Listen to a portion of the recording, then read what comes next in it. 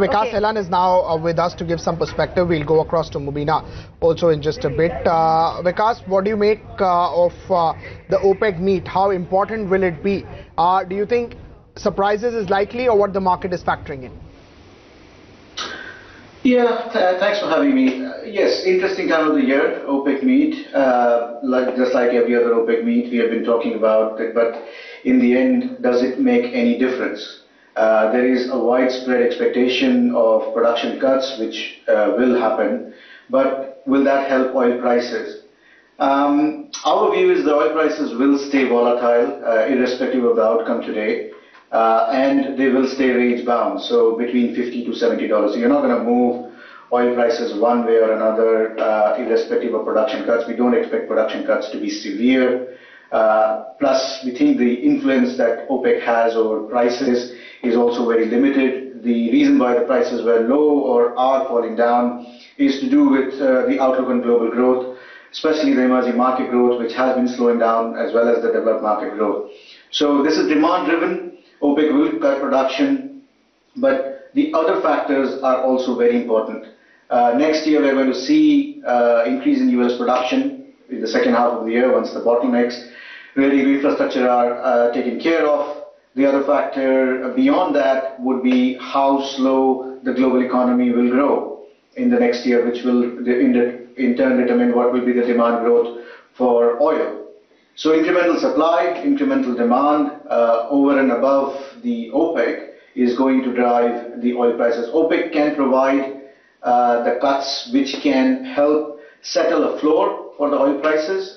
There would be a little bit more confidence in the market if OPEC cuts production, and that can provide a floor to the oil prices. Okay, Vikas, thanks for getting us a perspective of what to expect. Mubina is also standing by to highlight all the important agendas that are going to be discussed at this two-day meet and the likely outcome that the markets are expecting. Mubina? Well, oil participants have been watching out for the 6th of December with very, very close eyes on the OPEC and non-OPEC members meet. But let's set the context first. The members are meeting at a time when Saudi production trends have actually been rallying, and how. In fact, Saudi now is producing more than 11 million barrels per day. This is a record amount of production. And why not, given the fact that Brent went rallying up to almost $86 per barrel. But it's not just Saudi, which has always been the de facto leader. Flip over and pull up United States.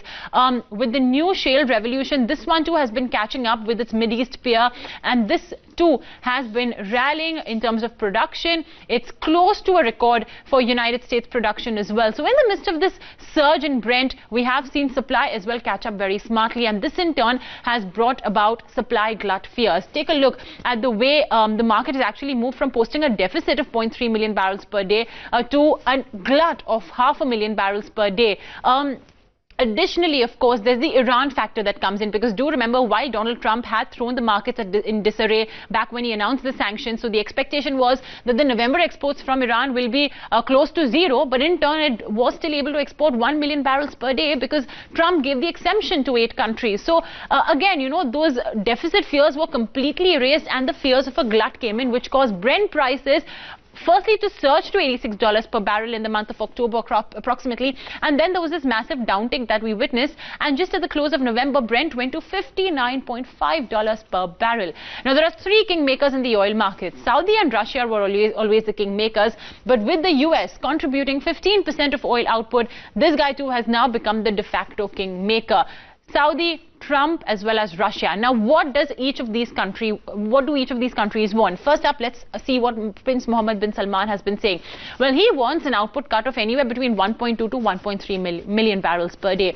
Vladimir Putin, meantime, has said that, hey, Russia is going to contribute only about 140,000 barrels per day, whereas Donald Trump does not want an output cut because he believes oil is what the world needs at this point of time. Now, let's throw in Iran in the mix. Hassan Rouhani has actually threatened that if Iran can't import oil, or rather export oil, no Gulf country will be able to.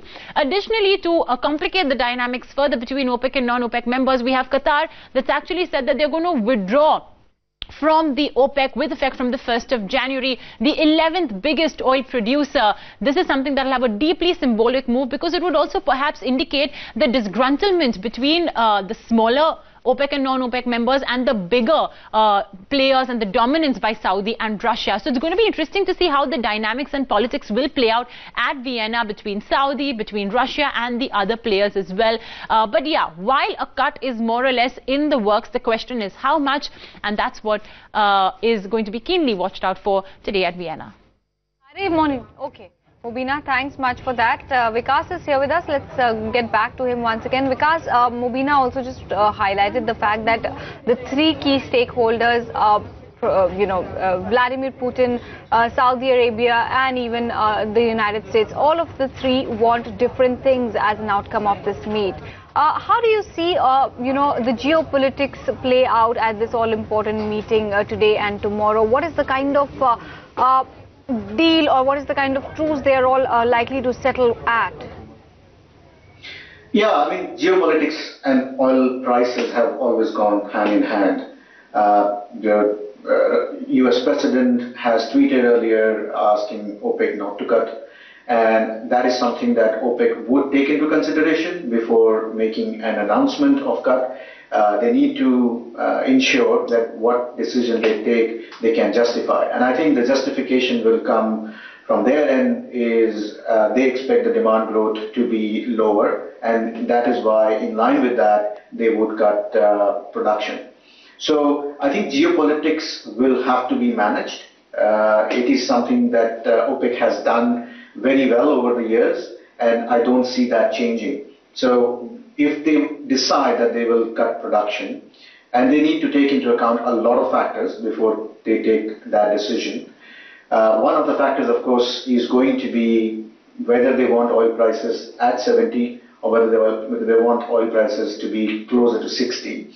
Because they don't really want to give up market share. They don't want shale oil to get a boost now, so to say, and increase the production. And they also don't want the renewables to be more economical than oil. So they are taking into account a lot of factors in order to get to the decision that they're taking.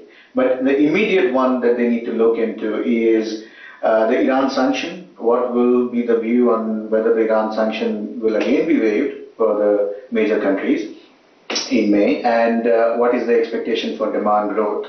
If you take all of that into account, it's a very difficult decision to make. There is going to be cut. The amount of cut should not be any higher than the supply glut that we see. But if it is more than that, then I think it might just mean that the compliance might be lower than that, or the non-OPEC cut might be significantly lower than what they expect. So a lot of factors at play. OPEC decision alone is not going to be the one that will move the market in one direction for a sustained period of time. We'll keep having the milestones coming up on different accounts, different data releases will be happening, and that will keep oil prices volatile, which is our base case view. The volatility will stay, but oil prices will remain range bound. Right. What do you think is the problem in terms of oil prices? Do you think the problem was that it was a consensus trade with people were, only expecting the prices to go up? So despite, unless the cut is a meaningful cut, prices may not move around for WTI and Brent? So there are two aspects to it. One is, of course, the price movement of both these benchmarks, and the other is the divergence between these two benchmarks. Now, the direction that these two benchmarks have been taking has largely been driven by the expectation of Iran sanctions first, and then the waiver of it. More recently, we have seen the expectation of demand growth has been a lot gloomier than what it was, say, 6 months ago for the global economy. Most of the forecasts have been coming out for the global GDP is lower than what they were 6 months ago, which means there is going to be lower demand growth. Now, when you add the additional supplies that were available because of the waiver of Iran sanctions and also because Saudi Arabia increased production, and you add the lower demand growth, you do have a direction that is low, and that is what has happened. Now, production cuts, along with expectation that Iran sanctions might come back again, will increase the prices. It's just very, very simple. But we don't think that's a very sustainable move, because it will eventually result in increase in shale oil production, which will get help from the infrastructure bottlenecks going away in the second half of next year. Which brings me to the second point, which is the difference between WTI and Brent. It has been one of the highest level of divergence between the two. We've seen the WTI and Brent differential to be about $8, and that has not been seen for a very long time.